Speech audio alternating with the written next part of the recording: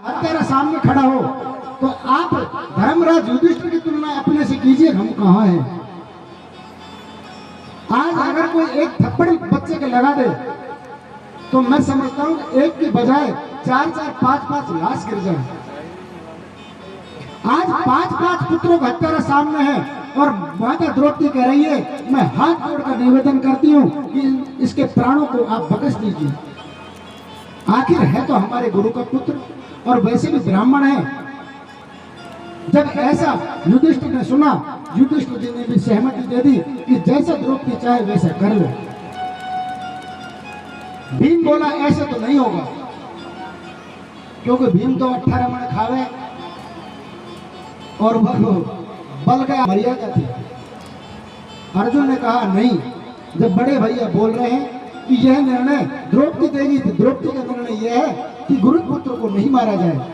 कन्हैया ने कहा कि अर्जुन जो करना है वो करिए। अर्जुन ने कहा हे कन्हैया, ब्राह्मण है और इसके जो मणि है मस्तक पर उसको मैं निकाल लेता हूं और इसका मुंडन करके उसको छोड़ देते हैं। ब्राह्मण का जब मुंडन हो जाएगा किसी क्षत्रिय के द्वारा तो वो मौत के बराबर ही होता है। आज अश्वत्थामा की मणि निकाल ली और उसके केस का मुंडन कर दिया और अश्वत्थामा के प्राणों के दान में छोड़ दिया। इधर अश्वत्थामा के जब प्राणों को बख्शा गया, कन्हैया अपने द्वारका के लिए जाने के लिए तैयार हुए। धर्मराज युधिष्ठिर को युद्ध जिता करके और हस्तिनापुर की गद्दी पर बिठा दिया। जैसे ही कन्हैया जाने लगे, इधर अभिमन्यु की जो पत्नी थी उत्तरा, उसके गर्भ में एक बच्चा पल रहा था। अश्वत्थामा ने प्रण कर लिया कि मैं पांडव का कुल का नाश करके ही दम लूंगा। देखिए प्राण बकस दिए, लेकिन अश्वत्थामा फिर भी नहीं मान रहा है और जाकर के पुनः फिर ब्रह्मास्त्र उत्तरा के गर्भ में जो बच्चा पल रहा था उस पर छोड़ दिया। 5 तो वो मार ही दिए, एक और पल रहा था उत्तरा के गर्भ में, उस पर ब्रह्मास्त्र फिर छोड़ दिया। कन्हैया रथ पर द्वारका जाने के लिए तैयार थे। उत्तरा भागी भागी दौड़ी दौड़ी आई, हे प्राणनाथ आप जा कहाँ रहे, हे परमेश्वर आप मेरी रक्षा करिए, रक्षा करिए, मेरे गर्भ में जो बच्चा पल रहा है वो चला जा रहा है। कन्हैया ने देखा कि अश्वत्थामा का अभी भी पेट नहीं भरा है। 5-5 पुत्रों को जन्म से मार दिया, एक बच्चा केवल पांडव का और उत्तरा के गर्भ में है, उसको भी जिंदा नहीं छोड़ना चाहता। कन्हैया ने विचार किया कि जब मैं पांडव की तरफ से युद्ध कर रहा हूं, अगर पांडव कुल का नाश हो गया तो मेरी भी महिमा मिट जाएगी।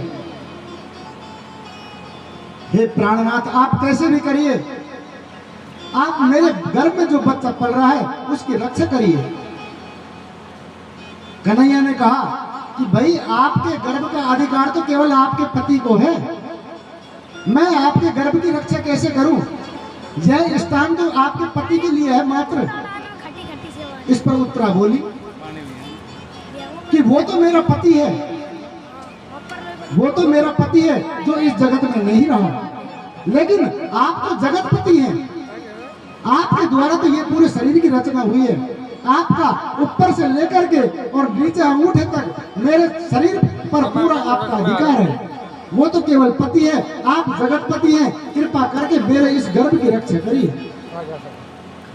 मेरे कन्हैया तो कन्हैया होते हैं, जहाँ कोई किसी का नहीं होता, पूरा संसार रूठ जाए वहाँ मेरे परम पिता मदद के लिए तैयार हो जाते हैं। लेकिन कोई पुकार के तो देखे,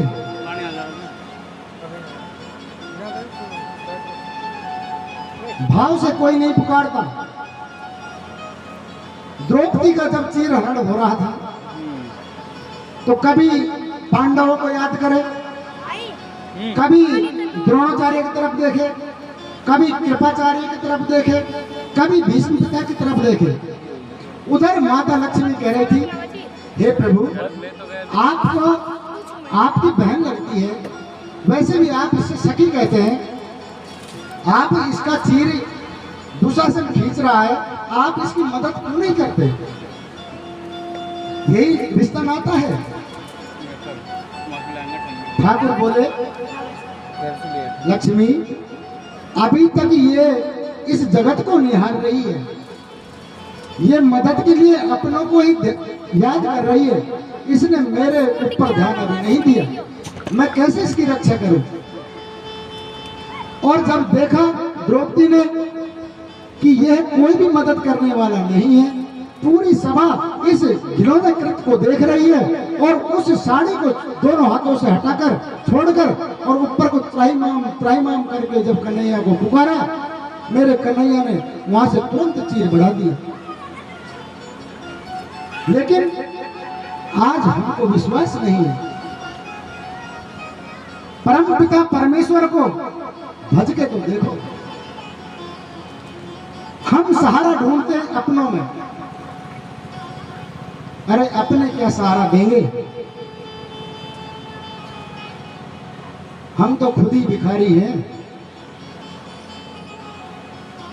एक मंदिर में एक सेठ जी आए, तो उस मंदिर की सीढ़ियों पर एक भिखारी बैठा हुआ था। भिखारी ने देखा सेठ जी आ रहे हैं, कार से उतर करके जैसे ही भिखारी के पास सेठ जी आए, भिखारी ने कहा कि सेठ जी हमें कुछ दे दीजिए। सेठ जी ने जवाब दिया कि मैं मंदिर से होके जब आऊंगा तब मैं आपको कुछ दूंगा। ऐसा जब देखा कि भाई 10 रुपए जो भी देने थे, 10-5 रुपए मुझे अभी सेठ जी दे देते, इन्होंने मुझे ऐसा क्यों बोला कि मंदिर से जब वापस आऊंगा तब आपको दूंगा। तो जाकर के वो सेठ जी और ठाकुर जी के सामने मांग रहे हैं, हे परम पिता परमेश्वर, आप मुझे धन दें, मेरी फैक्ट्री अच्छे से चलाएं, मेरे इतने का घाटा हो गया इसकी पूर्ति करें, मेरे नौकर भाग गए उनको ऐसा हो जाए। भिखारी ने उस चीज को गौर से देखा और अपनी पूरी प्रार्थना ठाकुर जी के सामने सेठ जी ने रखी और वापस जब सीढ़ियों पर आए तो एक 10 का नोट काट करके और उस भिखारी को देने लगे। भिखारी ने मना कर दिया, कहने लगा कि मैं आपकी भिक्षा नहीं लूंगा। बोले क्यों? अरे मैं आपसे भिक्षा क्यों लूं जब आप ही इससे मांग रहे हैं? आप बड़े नहीं हैं, मैंने आपसे मांगा, आप इससे मांग रहे हैं, तो मैं फिर आपसे क्यों मांगू? मैं भी फिर उसी से मांगूंगा। उस भिखारी ने 10 रुपए नहीं लिए। कहने का मतलब यह है कि संसार से कुछ मत मांगिए, संसार कोई देने वाला नहीं है। मांगना है उस परम पिता परमेश्वर से मांगिए जिसने ये पूरी त्रिलोकी चले रखी। लेकिन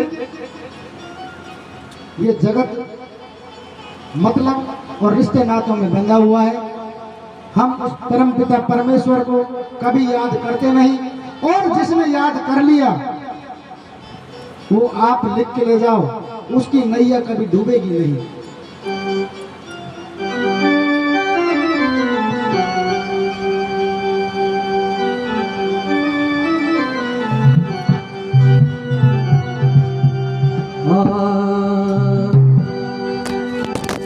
भावना में भावना